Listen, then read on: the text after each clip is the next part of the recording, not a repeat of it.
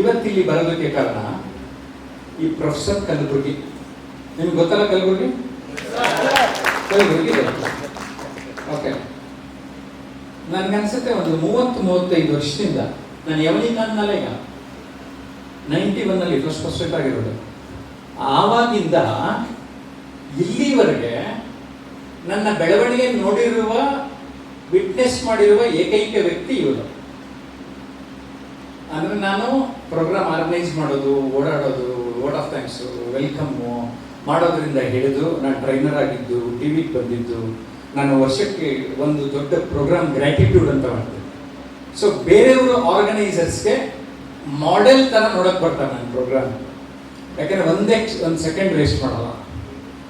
ಒಂದು ಪ್ರೋಗ್ರಾಮ್ ಅಂದರೆ ಪ್ರೋಗ್ರಾಮ್ ಶುರುವಾಯಿತು, ಅದು ಎಂಡ್ ಆಗೋವರೆಗೂ ಎಂಗೇಜ್ ಮಾಡ್ತೀನಿ. ಈ ಸರಿ ನನ್ನದೊಂದು 5 ಬುಕ್ಸ್ ರಿಲೀಸ್ ಆಯಿತು last October 28 scouts and guides ಹಾಲಲ್ಲಿ ಪ್ರೋಗ್ರಾಮ್ ಮಾಡಿದ್ವಿ.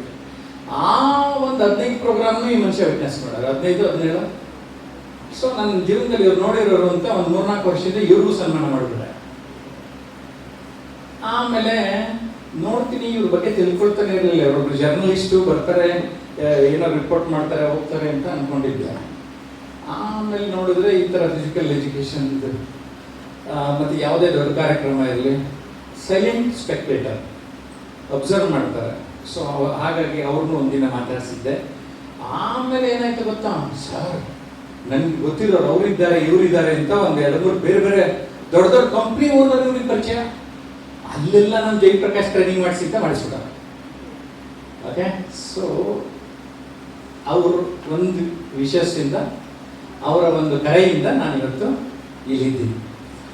ಮತ್ತು ನಿಮಗೆಲ್ಲ ಗೊತ್ತಿರಲಿ, ನಾನು ನಿರೂಪಣೆ ಮಾಡಿ 20 ವರ್ಷ ಆಗಿದೆ, 20-25 ವರ್ಷ. ಯಾಕೆಂದ್ರೆ ನಾನು ಬೇರೆ ನಿರೂಪಕರನ್ನ ಅಡಿ ಮಾಡಿದ್ದೀನಿ.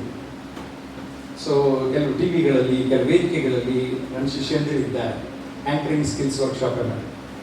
ಸರ್ ಮಧ್ಯಾಹ್ನ ಹೇಗಿದ್ರು ಬರ್ತೀರಿ, ನೀವೇ ನಿರೂಪಣೆ ಮಾಡಬೇಕು ಅಂತ ಒಂದು ಪ್ರೀತಿಯಿಂದ ಕರೆದ್ಬಿಟ್ರು. ನಾವೇನು ಮಾಡೋಕ್ಕಾಗತ್ತೆ, ಬರೀ ಸೆಂಟರ್ ಸ್ಟೇಜಲ್ಲೇ ಕೂತ್ಕೊಳ್ಳೋಣ ಯಾವಾಗಲೂ. ಓಕೆ, ಸೆಂಟರ್ ಸ್ಟೇಜಲ್ಲಿ ಇರ್ತೀನಿ, ಅಲ್ಲೆಲ್ಲ ಒಂದು ಸ್ವಲ್ಪ ಸೈಡ್ ಅಂತ ಅನಿಸುತ್ತೆ. ಬಟ್ ಅವರ ಪ್ರೀತಿಯ ಕರೆ ನನ್ನನ್ನು ಇವತ್ತು ಬೆಳಿಗ್ಗೆ ನಿರೂಪಣೆ ಮಾಡೋದು. 1-2-3 ನಿಮ್ಮ ಕಾಲೇಜ್ ಸ್ನೇಹಿತರು ಬಂದು, ಸರ್ ಆ್ಯಂಕರಿಂಗ್ ಚೆನ್ನಾಗಿತ್ತು ಅಂದರು. ನನಗೆ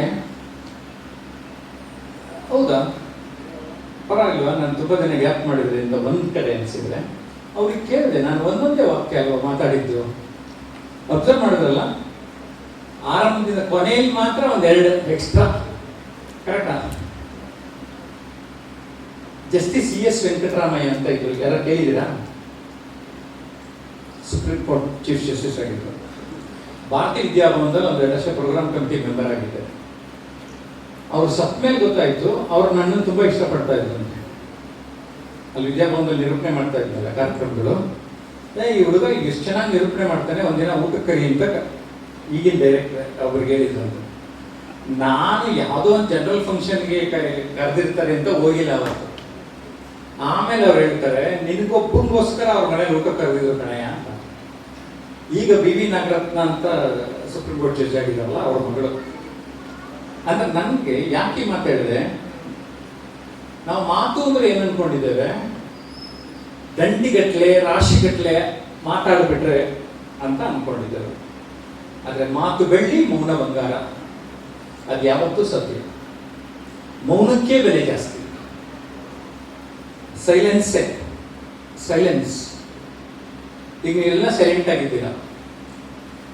ಇಲ್ಲಿ ನಾನು ಮಾತಾಡಿದ್ರೆ ಆ ಮಾತಿಗೆ ಒಂದು ಅರ್ಥ ಇದೆ. ಈಗ ಆಗ ಆರಂಭದಲ್ಲಿ ಒಂದು ವಿಡಿಯೋ ಪ್ಲೇ ಮಾಡಿದಾಗ, ಇಂಟರ್ವ್ಯೂ ಇದ್ದಾಗ ಅವ್ರವ್ರ ಪಾಡಿಗೆ ಅವ್ರು ಇದ್ದರು. ಅಲ್ಲಿ ಸೈಲೆನ್ಸ್ ಇರಲಿಲ್ಲ, ಗಮನವೇ ಯಾವುದು ಸಿಗಲಿಲ್ಲ. ಇದೇ ಸಿಸ್ಟಮು, ಇದೇ ಪ್ರೊಜೆಕ್ಟ್ರು, ಬಟ್ ಇನ್ನೂ ಕಾರ್ಯಕ್ರಮ ಶುರುವಾಗಿಲ್ಲ ಅನ್ನೋ ಒಂದು ಫೀಲಿಂಗ್ನಲ್ಲೇ ನೀವಿದ್ದೀರಿ. ಆಮೇಲೆ ಕೆಲವರು ಅಬ್ಸರ್ವ್ ಮಾಡಿದ್ರೆ ಒಂದು 50% ಕ್ರಮೇಣ ಇದ್ರ ಕಡೆ ಗಮನ ಕೊಟ್ಟರು.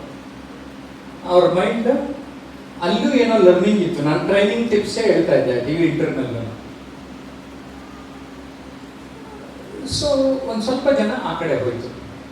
ಆಮೇಲೆ ನಾನು ಹೇಳಿದೆ, ಇದನ್ನು ನೋಡಿದ್ರೆ ಲಾಭ ಆಗುತ್ತೆ, ಒಂದು ಸ್ವಲ್ಪ ಸೈಲೆಂಟ್ ಆಗಿರಲಿ ಅಂತ ಹೇಳಿಸಿ ಕೊನೆಗೆ ನಾನು ಇಂಟ್ರಡಕ್ಷನ್ ಆಗ್ತದೆ. ಚನ್ನವೀರ ಕಣವಿಯವರದು ಒಂದು ಕವನ, ಮೌನ ಮೊಗ್ಗೆಯ ನೊಡೆದು ಮಾತರಡಿ ಬರಲಿ, ಮೌನ ಮೊಗ್ಗೆಯ ನೊಡೆದು ಮಾತರಡಿ ಬರಲಿ, 3 ಗಳಿಗೆಯ ಬಾಳು ಗಮಗಮಿಸುತ್ತಿರಲಿ. ಮೌನ ಮೊಗ್ಗೆಯ ನೊಡೆದು ಮಾತರಳಿ ಬರಲಿ, 3 ಗಳಿಗೆಯ ಬಾಳು ಗಮಗಮಿಸುತ್ತಿರಲಿ. ಎಷ್ಟು ಚೆನ್ನಾಗಿ ಹೇಳಿದಾರಲ್ಲ. ಮಾತು ಹೂವು ಅರಳಬೇಕಾದ್ರೆ ಪಟ ಪಟ ಅಂತ ಸದ್ದು ಮಾಡ್ಕೊಂಡು ಅರಳಲ್ಲ, ತನ್ನ ಪಾಡಿ ತಾನು ಅರಳುತ್ತೆ. ಸೊ 3 ಗಳಿಗೆ ಬಾಳು ಗಮಗಮಿಸ್ತಿರಲಿ ಅಂದರು. ಸೊ ನಮ್ಮ ಬಾಳು, ನಾನಂತೂ ಸಿಂಪಲ್ ಆಗಿ ಅರ್ಥ ಮಾಡಿಸ್ತಾ ಇರ್ತೀನಿ. ಈ ಥರ ಸ್ಟೇಜ್ ಇದ್ಬಿಟ್ರೆ ಅಲ್ಲಿ ಆ ಎಡ್ಜು ಡೇಟ್ ಆಫ್ ಬರ್ತು, ಈ ಎಡ್ಜು ಡೇಟ್ ಆಫ್ ಡೆತ್. ಸ್ವಲ್ಪ ಯಂಗ್ಸ್ಟರ್ಸ್ ಅಂದರೆ ಇನ್ನೊಂಚೂರು ಇಲ್ಲಿದೆ, ಇನ್ನೂ ಜಾಸ್ತಿ ಇದೆ ಅಂತ ಅನ್ಕೊಳ್ತೀವಿ. ಸಿಂಪಲ್ ಆಗಿ ಅರ್ಥ ಮಾಡಿಸ್ತು. ಆದರೆ ಮರ್ತು ಬಿಡ್ತೀವಿ ನಾವು, ಮರ್ತು ಬಿಡ್ತೀವಿ. ಇವತ್ತು ಬೆಳಗ್ಗೆ ಬಸವರಾಜ ಹೊರಟ್ಟಿ ಅವರು ಅವತ್ತಿನ ಕೆಲಸ ಅವತ್ತೇ ಮಾಡೋದಕ್ಕೆ ಒಂದು ವಾಕ್ಯ ನೋಡಿದೆ, ಅದು ನನಗೆ ಇನ್ಸ್ಪೈರ್ ಆಯಿತು. ಅದು ನಾನು ಆ ಥರ ಫಾಲೋ ಮಾಡ್ಕೊಂಡು ಬಂದೆ ಅಂತ. ನಾನು ಈ ಸಮಯದ ಬಗ್ಗೆ ಸಿಂಪಲ್ ಆಗಿ ಅರ್ಥ ಮಾಡಿಸ್ತೇನೆ. Date of birth, date of death, ಯಾರು ಬೇಜಾರು ಮಾಡ್ಕೊಬೇಡಿ, ಅದು ಗ್ಯಾರಂಟಿ ಡೇಟ್ ಆಗಿರೋದ್ರಿಂದ. ಅದಕ್ಕೆ ನಾನು ಇಲ್ಲಿ ನಿಂತ್ಕೊಳ್ತೀನಿ, ಇವತ್ತು ಇಲ್ಲಿದ್ದೀವಿ ಅಂತ, ಇನ್ನೂ ಜಾಸ್ತಿ ಬದುಕ್ತೀರಿ ಅಂತ ಅನ್ಕೊಳ್ಳೋಣ, ಒಂದು ಫೀಲಿಂಗ್ ಕೊಡೋಣ. ಬೆಳಗ್ಗೆ ಕಂಡುಬಿಟ್ವಿ, ಅದು ಟೆಂಪರರಿ ಡೇಟ್ ಆಫ್ ಬರ್ತ್. ರಾತ್ರಿ ಮಲಗ್ತೀವಿ, temporary date of death. Temporary date of birth, temporary date of death. Clear? So ದಿನ ಹುಟ್ಟುತ್ತಾ ಇದ್ದೀವಿ, ದಿನ ಸಾಯ್ತಾ ಇದ್ದೀವಿ. ಸೊ ಅದಕ್ಕೆ ಇವತ್ತಿನ ದಿನ ಹೆಂಗೆ ಕಳಿಬೇಕು ಅಂದರೆ, ನಾಳೆ ಇಲ್ಲ ಅನ್ಕೊಂಡು ಕಳೆದ್ಬಿಡ್ಬೇಕು. ನಿಮ್ಮ ಪರ್ಫಾರ್ಮೆನ್ಸ್ ಏನಾದ್ರು ಮಾಡೋದಾದ್ರೆ, ನಿಮ್ಮ ಸ್ಪೋರ್ಟ್ಸ್ ಇನ್ನೊಂದು ಮುಂದಿನ ವರ್ಷ ಮಾಡೋಣ, next, we do not know. We have to live as if there is no tomorrow. ನಾಳೆ ಇಲ್ಲ ಅನ್ಕೊಂಡು ನಾವು ಇವತ್ತಿನ ಕೆಲಸ ಮಾಡ್ಬೇಕಂತ. ಅವಾಗ ಏನಾಯ್ತು, ದಿನ ದಿನ ದಿನ ದಿನ ಬಂದ್ವಿ, ಎಕ್ಸ್ಟ್ರಾ ಸಿಕ್ತು, ಬೋನಸ್ಸು, ಎಂಜಾಯ್ ಮಾಡಿ. ನಾನು ಅದನ್ನು ಅನುಕ್ಷಣ ಅನುಭವಿಸಿ ಎನ್ನುವ ಪುಸ್ತಕದಲ್ಲಿ, ಇಂಗ್ಲೀಷ್ನಲ್ಲಿ ಸೆಲೆಬ್ರೇಟ್ ಎವರಿ ಮೂಮೆಂಟ್ ಅಂತ, ನನ್ನೆಲ್ಲ ಪುಸ್ತಕಗಳು ಸ್ವಪ್ನ ಬುಕ್ಕು, ಸ್ವಪ್ನ online.com ಲಭ್ಯ. ಆ ಪುಸ್ತಕ ಬರೀಬೇಕಾದ್ರೆ ನನ್ನ ಲೈಫೇ ಚೇಂಜ್ ಆಗುತ್ತೆ. ಬರೀತಾ, ಪ್ರಿಂಟಿಂಗ್ ಕೊಡ್ತಾ, ಪ್ರೂಫ್ ನೋಡ್ತಾ, ಯಾಕೆಂದ್ರೆ ಅದರಲ್ಲಿರೋದೆಲ್ಲ ಫಾಲೋ ಮಾಡಿಬಿಟ್ಟೆ. ಬೇರೆಯವರು 5 ವರ್ಷ ಏನು ಒಂದು ವರ್ಷದಲ್ಲಿ ಕಳೀತಾರೆ, ಅಂದ್ರೆ 5 ವರ್ಷ ಕಳೀತಾರೆ, ನನಗೊಂದು 1 ವರ್ಷ ಅನ್ಸಕ್ಕೆ ಶುರುವಾಯ್ತು. ಅರ್ಥ ಆಗ್ತಾ ಇದೆಯಾ? ಅದು ಜಾಸ್ತಿ ಮಾಡ್ಕೊಳಕ್ಕಾಗುತ್ತೆ ಇಲ್ವೋ ಗೊತ್ತಿಲ್ಲ. ಬಟ್ ಇವತ್ತಿನ ದಿನಾನ ನಾನು ಸರಿಯಾಗಿ ಕಳೆದ್ಬಿಟ್ರೆ, ಎವ್ರಿ ಡೇ, ಪ್ರತಿ ದಿನಾನ ನಾನು ಸರಿಯಾಗಿ ಕಳೆದ್ಬಿಟ್ರೆ, ನನ್ನ ಬದುಕಲ್ಲಿ ನಾನು ಏನ್ ಮಾಡಬೇಕು ಅದನ್ನ ಸರಿಯಾಗಿ ಮಾಡ್ತೀವಿ ಅನ್ನೋದು ನನಗೆ ಅರಿವಾಗುತ್ತೆ. ಸೊ ಅದಕ್ಕೇನ್ ಮಾಡಬೇಕು? ಇಡೀ ಲೈಫ್ನ ಒಟ್ಟಿಗೆ ಕಂಟ್ರೋಲ್ ಮಾಡೋಕ್ಕಾಗುತ್ತಾ? ಆಗಲ್ಲ. ಒಂದು ದಿನಾನ ಒಂದ್ಸರಿ ಕಂಟ್ರೋಲ್ ಮಾಡೋಕ್ಕಾಗುತ್ತಾ? ಆಗುತ್ತೆ. ಟೈಮ್ ಟೇಬಲ್ ಹಾಕ್ತಾರೆ, ಬೆಳಗ್ಗೆ ಇಂದ ರಾತ್ರಿವರೆಗೂ ಏನೇನು ಮಾಡ್ತೀವಿ ಕ್ಲಾರಿಟಿ ಇರುತ್ತೆ, ಗೊತ್ತಾಗುತ್ತೆ, ಇದು ಮಾಡೋಕ್ಕೆ ಸಾಧ್ಯ. ಸೊ ಅದಕ್ಕೆ ಒಂದು simple formula, take A day at a time, work on that particular day. ಅದರೊಳಗಡೆ ಅನ್ವಾಂಟೆಡ್ ಎಲ್ಲ ಬಿಟ್ಟಾಕಿ ವಾಂಟೆಡ್ ಅಷ್ಟೇ ಮಾಡ್ಕೊ ಬನ್ನಿ. ಕೆಲವು ನಿತ್ಯ ಕರ್ಮ ಅವನು ಅದು ಮಾಡಲೇಬೇಕು. ಅದನ್ನು ಈ ಕರ್ಮ ಅನ್ಕೊಂಡು ಮಾಡೋ ಬದಲು ಅದನ್ನು ಖುಷಿಯಾಗಿ ಮಾಡಿ. ಕೆಲವು ಸ್ನಾನ ಅದಕ್ಕೆ ಖುಷಿಯಾಗಿ ಮಾಡ್ತಾರೆ ಅಲ್ವಾ, ಫುಲ್ ಖುಷಿಯಾಗಿ, ದಿಲ್ ಖುಷಿ. ಆ ನಿತ್ಯ ಕರ್ಮನೂ ಖುಷಿಯಾಗಿ ಮಾಡ್ತಾರೆ. ಆಮೇಲೆ ಸರ್ ಇಲ್ಲ ಸರ್, ಎಲ್ಲ ಟೈಮು ಎಲ್ಲನೂ ಹೆಂಗೆ ಎಂಜಾಯ್ ಮಾಡೋಕ್ಕಾಗುತ್ತೆ ಸರ್? ಒಂದಿಬ್ರು ಕೇಳೋದು, ಸರ್ ಈಗ ನಾವು ಟಾಯ್ಲೆಟ್ಗೆ ಹೋಗ್ಬೇಕು, ಅದೆಲ್ಲ. ನಾನು ಹೇಳಿದೆ, ಟಾಯ್ಲೆಟ್ಗೆ ಹೋದಾಗಲೇ ಜಾಸ್ತಿ ಖುಷಿ ಸಿಗೋದು ಅಂತ. ಟಾಯ್ಲೆಟ್ಗೆ ಹೋಗೋ ಕ್ಷಣದಲ್ಲೇ ನಿನಗೆ ಖುಷಿ ಇದೆ ಅಂದ್ರೆ, ಬೇರೆ ಎಲ್ಲ ಕ್ಷಣನೂ ನೀವು ಲೆಕ್ಕ ಹಾಕೊಂಡ್ರೆ ಆ ಎಲ್ಲ ಕ್ಷಣಗಳನ್ನ ಸಂತೋಷದ ಕ್ಷಣಗಳನ್ನಾಗಿ ಮಾಡ್ಕೊಳ್ಳೋಕೆ ಸಾಧ್ಯನಾ? Take care of your moments, moments will take care of you. Take care of your moments, moments will take care of you. So ಅದಕ್ಕೆ ಒಂದು ದಿನವನ್ನ ಸರಿಯಾಗಿ ಕಳೆಯಿರಿ. ದಿನವ ವಂಜಯ ಮಾಡಬೇಡ ಅಂತ ಕುಮಾರವ್ಯಾಸ ಹೇಳಿದರು. ದಿನವ ವಂಜಯ ಮಾಡಬೇಡ. ಅಂದರೆ ಪ್ರತಿದಿನ ಪ್ರೊಡಕ್ಟಿವಿಟಿ ಆಗಿರಲಿ. ಏನಪ್ಪ? ಪ್ರೊಡಕ್ಟಿವಿಟಿ ಆಗಿರಲಿ.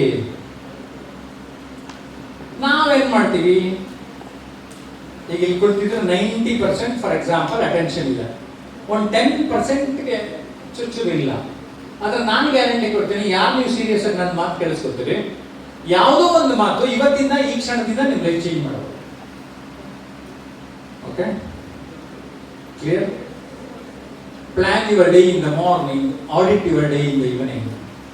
Plan your day in the morning, audit your day in the evening.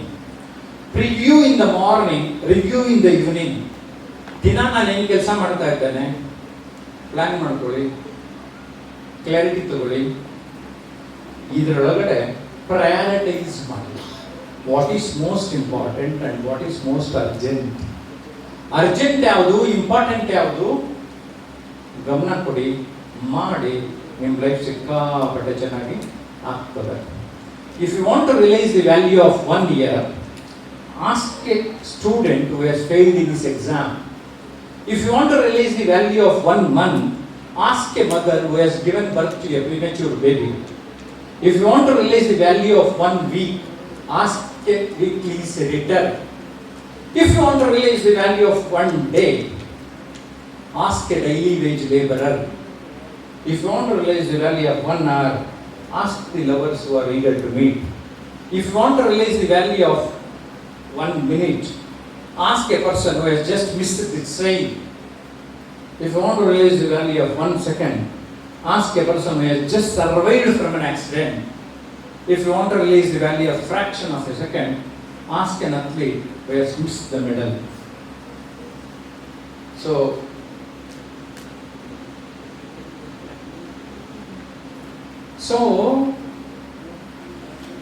ಯಾವಾಗ ನಾವು ಒಂದೊಂದು ಕ್ಷಣದ ಕಡೆಗೆ ಗಮನವನ್ನು ನೀಡುತ್ತೇವೋ ಆಗ ನಮ್ಮ ಬದುಕು ಬದಲಾಗೋದಕ್ಕೆ ಸಾಧ್ಯತೆ ಇದೆ. ಅನ್ವಾಂಟೆಡ್ ಬಿಟ್ಟಾಕಬೇಕು, ವಾಂಟೆಡ್ ಸೇರಿಸ್ಕೋಬೇಕು ಅನ್ನೋದಕ್ಕೆ ನನಗೊಂದು ಮೈಕೆಲ್ ಏಂಜಲೋ ಒಂದು ಕೋಟ್ ನನಗೆ ಜ್ಞಾಪಕ ಆಯಿತು. ಆ ಕೋಟ್ ನೋಡ್ತಾ ಇದ್ದಾಗ ನಾನು ಅದರ ಮೇಲೆ ಒಂದು 2.5 hours ಲೆಕ್ಚರ್ ಕೊಟ್ಟೆ. ಏನದು? ಮೈಕೆಲ್ ಏಂಜಲೋ ಅಂತ ಕೇಳ್ತಾರೆ. ಮಿಸ್ಟರ್ ಮೈಕೆಲ್ ಏಂಜಲೋ, ನೀನು ಇಷ್ಟು ಚೆನ್ನಾಗಿ ಶಿಲ್ಪಕಲೆಗಳನ್ನ ಮಾಡ್ತೀಯಲ್ಲ, ಹೇಗೆ ಮಾಡ್ತೀಯ? ಅದಕ್ಕೆ Michael Angelo, sir simple sir, ಇದು ಬಂಡೆ ಇದೆ ಅನ್ಕೊಳ್ಳಿ ಸರ್, ಬಂಡೆ ಇದೆ ಸರ್, ನಾನು ಸರ್ ನನಗೇನು ಬೇಕು ಅದಷ್ಟನ್ನ ಡಿಸೈಡ್ ಮಾಡ್ಕೋತೀನಿ ಸರ್, ಬೇಡವಾಗಿರೋದೆಲ್ಲ ಕಿತ್ತಾಕ್ಬಿಡ್ತೀನಿ ಸರ್, ನನಗೇನು ಬೇಕು ಅದು ಸಿಗ್ತದೆ ಸರ್. ನಮಗೆ ಯಾರನ್ನಾರು ಕೇಳಿದ್ರೆ ಏನಾಗ್ತಾ ಇದೆ, ನನಗೆ ಅದು ಬೇಡ, ಇದು ಬೇಡ, ಇದು ಬೇಡ, ಏನು ಬೇಕು ಕಂಡುಕತ್ತಾ ಇಲ್ಲ. So please focus on what you want and not on what you don't want. If you focus on what you want, you are going to get it, you are bound to get it. ನನ್ನ ಅನುಭವಕ್ಕೆ ಬಂದಿದೆ. ನಾನು ಈ ಕ್ಷೇತ್ರಕ್ಕೆ ಬಂದು 25-30 ವರ್ಷ ಆಗಿದೆ. ನನ್ನ ಮಾರ್ಗದರ್ಶನದ ಮೂಲಕ ನನ್ನ ಕಣ್ಣಾರೆ ನೋಡಿದವರು ಕೆಲವರು MLAಗಳಾಗಿದ್ದಾರೆ, IAS ಆಗಿದ್ದಾರೆ, ದೊಡ್ಡ ದೊಡ್ಡ ಬಿಸ್ನೆಸ್ ಮೆನ್ ಆದರು, TV ಹೋಸ್ಟ್ ಆದರು, ಒಂದು ನ್ಯೂಸ್ ಚಾನಲ್ ಒಬ್ಬರು ಚೀಫ್ ಆಗ್ಯಾರೆ. ಸೊ ನಾನು ಕಣ್ಣಾರೆ ನೋಡಿದೆ. ಜೊತೆಗೆ ನಾನು ಒಂದು 2000 ಅಚೀವರ್ಸ್ ನನ್ನ ಪಕ್ಕ ಕೂರಿಸ್ಕೊಂಡು, ಏನು ನಿಮ್ಮ ಲೈಫ್ ಅಂತ ನೋಡ್ಬಿಟ್ಟೆ. 25 ವರ್ಷ ದೂರದರ್ಶನದಲ್ಲಿ ಅದ್ರದ್ದು ಸೀರೀಸ್ ಆಫ್ ಬುಕ್ಸು ಕೆಲವರು ಬರಿತಾ ಇದ್ದೀನಿ. ಈಗ ಏನು ಅರ್ಥ ಆಯಿತು ಅಂದರೆ, ಇದುವರೆಗೆ ನನಗೆ ಒಬ್ಬರು ವ್ಯಕ್ತಿ ನನ್ನ ಅದೃಷ್ಟದಿಂದ ಜೀವನದಲ್ಲಿ ನಾನು ಮುಂದೆ ಬಂದಿದ್ದೀನಿ ಅಂತ ಹೇಳಿಲ್ಲ. Point. No one has told me ನಾನು ಅದೃಷ್ಟ ಆಯಿತು ಸಾರ್ ಆಗುತ್ತೆ, ಎಲ್ಲ ಮಣ್ಣೊತ್ತು ಕಷ್ಟಪಟ್ಟು ಜೀವನದಾಗ ಮುಂದೆ ಬಂದಿದ್ದೀನಿ ಅಂತ ಹೇಳಾರ. ಆವಾಗ ಅರ್ಥ ಆಗೋಯ್ತು ನನಗೆ, ಎಲ್ಲ ನಿಮ್ಮ ಥರನೇ ಇದ್ದಾರೆ ನೋಡೋಕ್ಕೆ. ಯಾವುದೇ ಮನುಷ್ಯ ಮನಸ್ಸು ಮಾಡಿದ್ರೆ ಒಬ್ಬ ಸಾಧಕ ಆಗ್ಬೋದು ಅಂತ ನಂಗೆ ಅರ್ಥ ಆಗುತ್ತೆ. ಅದಕ್ಕೆ ಮಾರ್ಕ್ಸ್ ವಾದಿಗಳಾಗುವುದು ಬೇಡ. ಎಸ್ಪೆಷಲಿ ಪೇರೆಂಟ್ಸ್ಗೆ ಅಚೀವರ್ಸ್ ಜಾಸ್ತಿ ಜನ, ನಾನು ಸರ್ವೆ ಮಾಡಿದೆ, ರ್ಯಾಂಕ್ ಬಂದಿರೋರು, ಲೈಫಲ್ಲಿ ಅಚೀವ್ ಆಗಿರೋರು may be 1% or maximum 5%. Are getting a point? ಬೆಳಗ್ಗೆ ನಿಮ್ಮ ಚಾನ್ಸಲರ್ ಬೇರೆ ಹೇಳಿದ್ರು, ಸಣ್ಣ ಪುಟ್ಟಕ್ಕೆಲ್ಲ ನೇಣಾಕಬೇಡಿ ವಿದ್ಯಾರ್ಥಿಗಳು ಅಂತ. ನಾನು ಇನ್ನೂ 100% ಗ್ಯಾರಂಟಿ ಕೊಡ್ತಾ ಇದ್ದೀನಿ. 95% ಅಚೀವರ್ಸ್ ಯಾರು ಅಂದರೆ ನೋವುಂಡವರು, ಕಷ್ಟಪಟ್ಟವರು, ಸೋತವರು. ಯಾಕೆ ಮತ್ತೆ ಮತ್ತೆ ಎಫರ್ಟ್ ಹಾಕ್ತಾರೆ. Attempts may be A failure but they should not be A failure of N attempt ಅಂತಾರೆ. ಪ್ರಯತ್ನ ಪಡ್ತಾರೆ ಜೀವನದಲ್ಲಿ ಮುಂದೆ. ಸೊ ಅರ್ಥ ಮಾಡ್ಕೊಳ್ಳಿ. ಹಂಗೆ ಅಂದ್ಬಿಟ್ಟು ಮಾರ್ಕ್ಸ್ ಜಾಸ್ತಿ ತೆಗಿಬಿಡಿ ಅಂತ ಹೇಳ್ತಾ ಇಲ್ಲ ನಾನು. ಅರ್ಥ ಮಾಡ್ಕೊಳ್ಳೋಣ, ಓಕೆನಾ? ಸೊ ಕ್ಷಣಗಳ ಮಹತ್ವವನ್ನು ಹೇಳುತ್ತಾ ವಿಡಿಯೋಗಳ ಮೂಲಕ ಸಕಾರಾತ್ಮಕತೆಯನ್ನು ಹೇಳುವ ಒಂದು ಪುಟ್ಟ ಪ್ರಯತ್ನವನ್ನು ಮಾಡಿದ್ದೇನೆ. ಬೇಕಾದ್ರೆ ಕೆಲವರು ಪ್ರಶ್ನೆಗಳನ್ನು ಕೇಳಿದ್ರು, ಆಮೇಲೆ ಉತ್ತರವನ್ನು ಕೊಡುವವನಿದ್ದೇನೆ. ಜೀವನ ಕೌಶಲ್ಯ, ಸಂವಹನ ಕೌಶಲ್ಯ, ಪಬ್ಲಿಕ್ ಸ್ಪೀಕಿಂಗ್, ಇದರ ಸುತ್ತಮುತ್ತ ಯಾವುದೇ ಪ್ರಶ್ನೆ ಕೇಳಿದರೂ ನಾನು ಉತ್ತರ ನೀಡುವ ಪ್ರಯತ್ನವನ್ನು ಮಾಡುತ್ತೇನೆ. ಓಕೆ? ಸೊ ಕಲಬುರ್ಗಿ ಸರ್ ನಮಗೂ ಸಮಯ ಕೊಟ್ಟಿರಿ ಸರ್ ಅಂದರೆ ಅವರೇ ನಮ್ಮನ್ನು ಕರ್ಕೊಂಬಂದಿರೋದು ಅಲ್ವಾ? ಬನ್ನಿ ಸರ್. ಇದೇ ರೀತಿ ವೇಷಧಾರಿ ಆಗಿರ್ತಾರೆ, ಯಾವಾಗಲೂ ಜಾಸ್ತಿ ಗಾಂಧಿ ಟೋಪಿ ಹಾಕ್ತಾರೆ. ಸೊ ನಿಮ್ಮ ಫೀಲ್ಡಲ್ಲಿ ಇದ್ದವರು, ಅವ್ರಿಗೆ ಏನು ಅಂದರೆ ಚುಟುಕುಗಳ ಬಗ್ಗೆ ಆಸೆ, ಚುಟುಕುಗಳು. ಹಾಗಾಗಿ ನಿಮ್ಮನ್ನು ಯಾವ ರೀತಿ ಅವರು ಇನ್ವಾಲ್ವ್ ಮಾಡ್ತಾರೆ ಅವರ ಮಾತುಗಳಲ್ಲಿ ಕೇಳೋಣ.